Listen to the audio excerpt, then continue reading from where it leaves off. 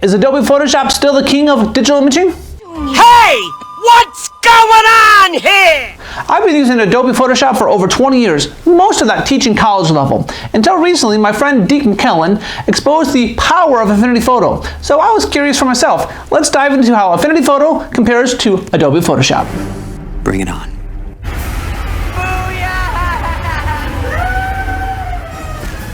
Let's go ahead and begin with Adobe and Affinity and seeing the similarities upon them. There are a lot of similarities that I think most people find helpful between themselves. First of all, when you open up the software, it does look very, very similar. There's a good feel, a good layout between them for the most part. The default openings, once you've got a file that you open, look very similar. They feel similar. Now, I've used GIMP. GIMP used to be a big one and still around as an open source free software to be a Photoshop competitor. It could do a lot of the same things, but its layout, its structure, its shortcuts were very different. In this regard, I'm going to have Affinity open, and I'm going to go ahead and just zoom in on my files. If I hit Control plus zooms in and zooms out. If I hold spacebar, if I have any other tool, if I hold spacebar, I'm able to use the hand tool and be able to navigate. Even if I have another tool out, hold space, I temporarily have the option to scroll through that. Same thing in Photoshop. If I hit Control 0, I'm able to fit the file to the size of my screen. Now notice there is actually an extra size of space that I wish it would fit. If you open that up in Photoshop and you zoom out a bit and then you hit Control 0 or Command 0 on a Mac, it fits it much tighter to the edge of your actual window opening, what is available in your piece of software. I wish I would go a little bit further, but for the most part that's pretty similar. But Control plus, Control minus, you're zooming in and out, the hand tool to move around. In my hours of prepping for this video, I found much of the shortcuts were similar. When it came out to copying, pasting, just generic Windows stuff was pretty similar. The hand tool, moving in and out. At times, I was sometimes comparing back and forth and not even aware that I was in the other software. I was doing the same shortcuts and it was actually happening. So we'll say there's a lot of similarities along the way. There's a lot of similarities in how the tools look and how there might be a little more modern graphical option. In some senses, I'm kind of surprised maybe they did get in trouble, Affinity didn't, because it mimics so closely what Photoshop did. There'd almost be a copyright on some of these, but they did a pretty good job of feeling at home along the way. Same thing if I have a brush, some of you more advanced features, I have a brush here and I'm using a dark brush. If I hit X, it will switch back and forth between my foreground and background colors, which is cool. Now let me go ahead and just change multiple colors to something different. If I hit D, it also goes to a black and white by default. When you're doing a lot of masking, black and white, painting white and black helps to select and deselect and hide areas. The same thing, if you have multiple colors, you want to get back to just simple black and white, use D on the keyboard to get that option as well. Going X back and forth for black and white is also super helpful if you do a lot of masking, a lot of simple touch out in that regard. It just has a similar feel. All the menus seem similar on the top section here. We have a few more options for some of the extra things that you wouldn't necessarily see in Photoshop, but it's a pretty similar option of using a brush setting compared to what Photoshop would have. It's a pretty similar option as well. We get the same things like your opacity, we get the same things. You don't see it in here, you have to open this up to go to your hardness, your softness of the brush as well, and you can change it that way. Get into brush settings in Affinity. I can also use the bracket keys to make my brush bigger or smaller. If I go ahead and hold Shift in bracket keys, I can make it harder. Now, in Affinity, it does it by 10% increments, as you can see. In Photoshop, it'll do it in 25% increments in the changes of your brush settings right there. And we can change a lot of those settings through the shortcuts as well, but it does a pretty good job laying them out. I kind of prefer having all the settings here instead of the one menu for your size, your hardness, all that in different in Photoshop, in my preference. Also, if you see in the bottom here, it does give you a lot of options what you should do. If you want to drag to start painting, drag Shift to continue last stroke, drag Alt to use the color picker, other options like that. If I go into a selection tool, I'm going to go ahead and go into a selection brush. Now, it doesn't have a lot of AI work to do perfect selections, but it does a pretty good job with the selection brush. It's a quick selection brush, similar to what we have there. If I make a mistake and go, oop, I didn't want that done, same thing in Photoshop, I can hold Alt and I can go ahead and take it away and remove the portion that I didn't want. If I'm not holding anything, by default, it's going to add to my selection. As I continue to click and drag, There's some settings you can refine the edge, all the layers as well up in there, which is very similar as well. But the option there. What I do want to point out, if I make my brush bigger, it's more obvious to tell. If I hold Alt or if I hold Shift, depending on what setting I have, it doesn't show me if I'm adding or subtracting. So I don't know if I'm not holding anything, so I'm actually adding. But there's different options in Photoshop where you can choose if it's going to add or subtract. And you don't necessarily know that if it's going to be selecting or deselecting here. If I can go ahead and hold Alt and see the little negative or the plus sign, I like that in Photoshop. In Photoshop, just in preference here, if we go to our option, if I'm make it a little bit bigger so you can see it, you do have that plus option. As you hold Alt, it turns into a negative section. So if I go ahead and click something, now I hold Alt, you can see the negative in that setting as well, so you know you're actually in subtraction mode. Now, if you're holding the key, you would hope that's the case, but occasionally you get tired or you get fatigued, and you might make a mistake and be holding the wrong one. So that's a little nice thing with a plus and minus option. Very similar in a lot of ways that we see in Affinity as well.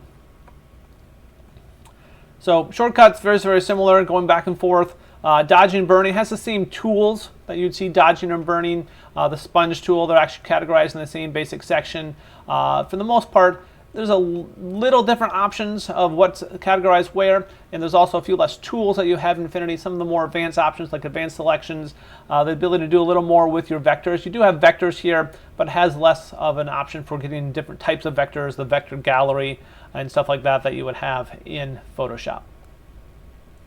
But it does a pretty good job of doing all those options as well. Once I have an object or a shape, I can make it a clipping path, clipping mask like you would see in Photoshop, just dragging it in there.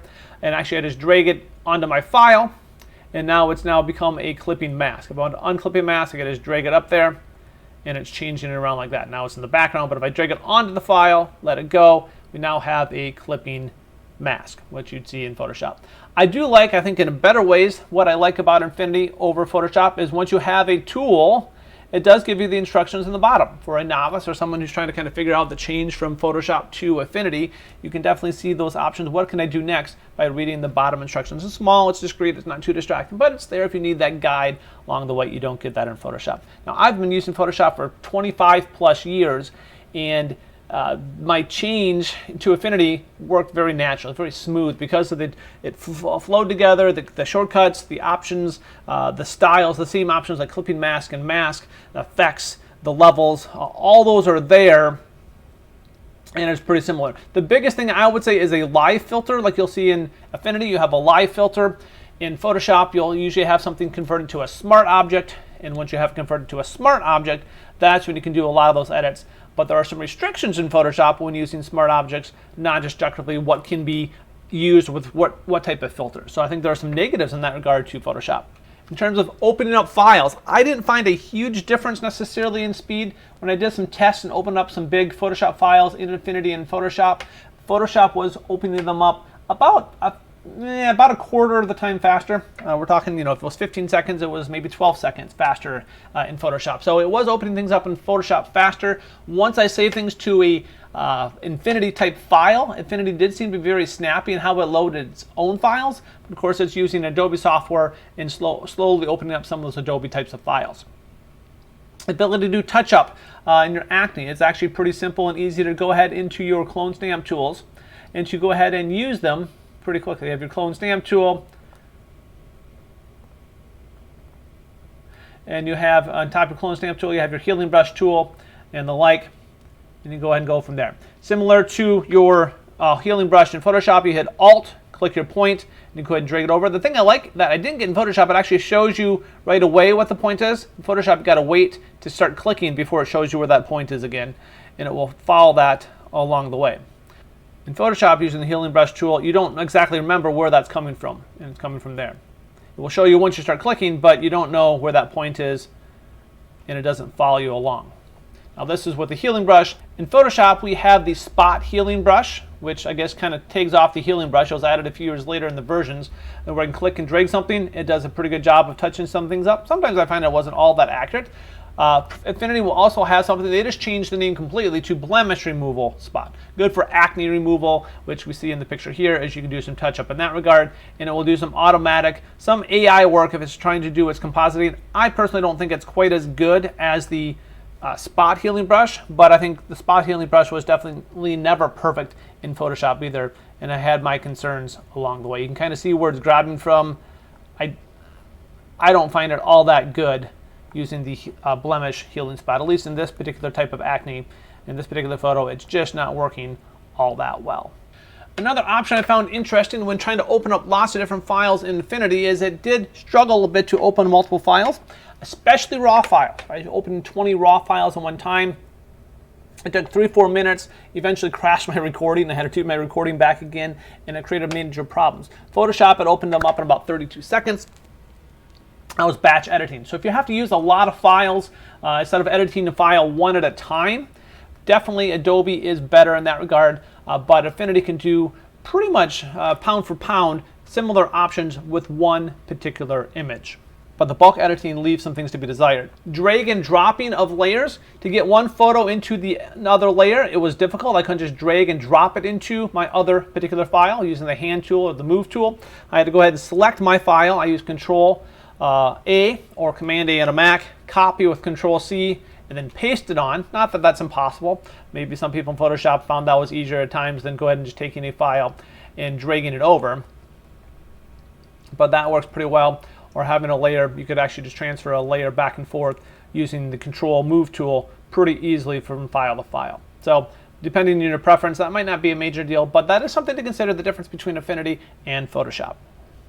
So are they exactly the same? Of course not. There are differences between software, and that's just part of the capitalistic market that we have as people are trying to make competitors. Do I find that Affinity will probably make a Photoshop better? Probably, because Photoshop has some pretty good competition that they're fighting through now. And I love having Adobe having to kind of figure things out and to be a little more honest with their subscriptions and cancellations. And hopefully Affinity, if it's an option that fits you, can maybe save some money, because you can purchase the software with a one-time purchase, which is great. If you're purchasing just the software, it's actually quite affordable, probably like a tank of gas. If you want to purchase the whole set of all the Affinity software, right now they're doing a half off deal, so you can get all 3 different software for about 80 some bucks, which is super, super helpful. And once you own it, you own it. You're not paying subscription fees for the rest of your life. Thank you for watching this video. Go ahead and hit like, comment, subscribe. I'd like to see you in the next video. Leave some comments about why you think Affinity Photos may be better, still have some things to improve, or what you like best about Affinity Photo, or maybe even Photoshop.